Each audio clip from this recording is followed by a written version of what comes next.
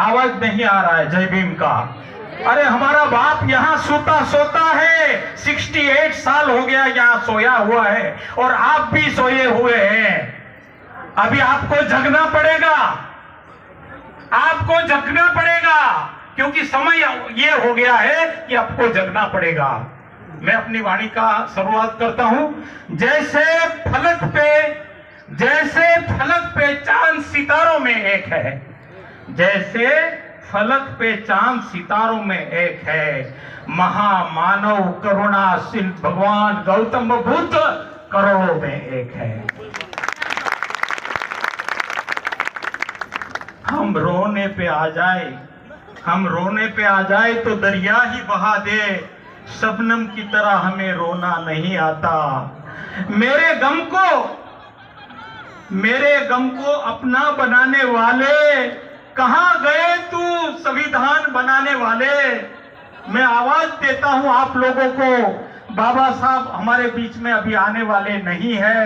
अभी आपको ही बाबा साहब का ये कारवां आगे लेके जाना पड़ेगा।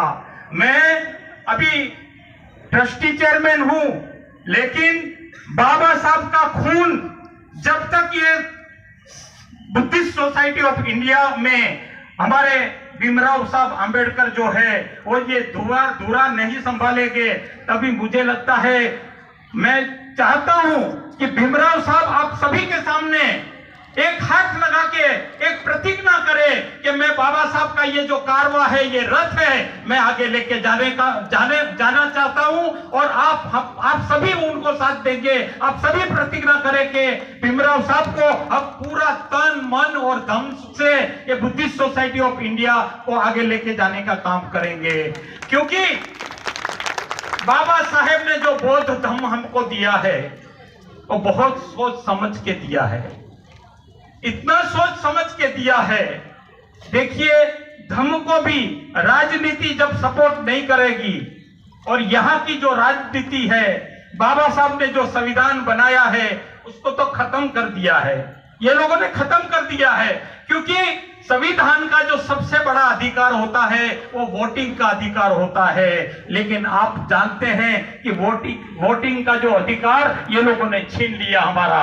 ये अभी ईवीएम क्या है, जो मत डालने का जो अधिकार है उसी से ये सरकार बनती है। आपने देखा महाराष्ट्र में जो सरकार बनी, अभी सब लोग क्यों आवाज उठा रहे हैं, सबको मालूम है कैसे बेईमानी करके ये सरकार बनी है। ये वोटिंग जो डालते हैं पैसा, इतना पैसा महाराष्ट्र में बांटा गया, अब जो रुपया बांटा गया, ये लोगों ने जो पूरे देश को जो लूटा है, वो पूरा देश को लूट के अभी ये लोग तुम लोगों को जैसे भाखरी देते हैं ना, छोटी छोटी टुकड़ा देते हैं, वैसा तुम लोगों को टुकड़ा देके तुमको वापिस वो ये गुलाम बनाना चाहते हैं। क्या आप गुलाम बनना चाहेंगे कि बाबा साहब के जैसे स्वाभिमान से इस देश की रक्षा करना चाहते हैं? आपको इस देश की रक्षा करना पड़ेगा।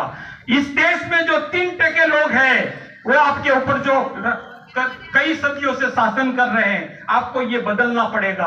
आप 85% लोग हैं इस देश में। बाबा साहब ने इतना बड़ा संविधान दिया, लेकिन वो संविधान के हिसाब से ये देश नहीं चलता है। मेरे मित्रों, अभी जागना पड़ेगा, आपको रास्ते पे आना पड़ेगा, उतरना पड़ेगा। यहाँ बाबा साहब ने कहा जब तक आप में जागृति नहीं आएगी तब तक आप है आगे नहीं बढ़ सकते। आपके सब अधिकार, बहुत सारे वक्ताओं ने बोला कि हमारा जो अधिकार छीना जा रहा है, वो सब आपका अधिकार छीना जाएगा, पैसे से छीना जाएगा और हर तरीके से आपका अधिकार छीना जाएगा। आप जब तक जागृत नहीं होंगे, आप जब रास्ते में नहीं आएंगे, तब तक ये संविधान भी जो बाबा साहब ने इतनी मेहनत करके जो बनाया, बाबा साहब ने इतना बीमार होने के बावजूद भी बाबा साहब ने ये संविधान बनाया। अरे आप जरा सोचिए कितना मेहनत किया बाबा साहब ने, अपनी जान की बाजी लगा दी बाबा साहब ने और ये संविधान बनाया। क्या हम लोग ये संविधान को खत्म होने देंगे? क्या आप आवाज उठाइए, क्या आप संविधान को खत्म होने देंगे क्या? क्योंकि संविधान खत्म हो जाएगा तो हमारा जो ओबीसी, एससी, एसटी, यहाँ के माइनॉरिटी, मुस्लिम, सिख, ये सभी खतरे में आ जाएगा। तो इसीलिए अभी ये सभी लोगों को आगे आना चाहिए। आप देखिए, पहले यहाँ हमारे बुद्धिस्ट लोग आते थे चैत्य भूमि में, लेकिन अभी आप देखते हैं कि अभी पूरे भारत से बुद्धिस्ट नहीं, अभी मैं देखा भीमराव साहब को मिलने के लिए कितनी मुस्लिम महिलाएं आई, बुर्खा पहने हुए, कितने मुस्लिम लोग आए, कितने सिख लोग आए, और ये सभी अभी भीमराव साहब आंबेडकर के ऊपर मीट लगा के बैठे हैं।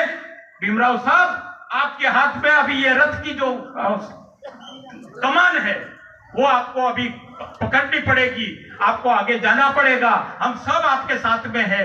अभी बहुत सा टाइम हो गया, बहुत सारे वक्ता भी है, अब लेकिन मैं आपके सामने बाबा साहब का एक गीत मैंने बनाया, वो गीत है ना, वो गाना चाहता हूं। क्या आपको टाइम है?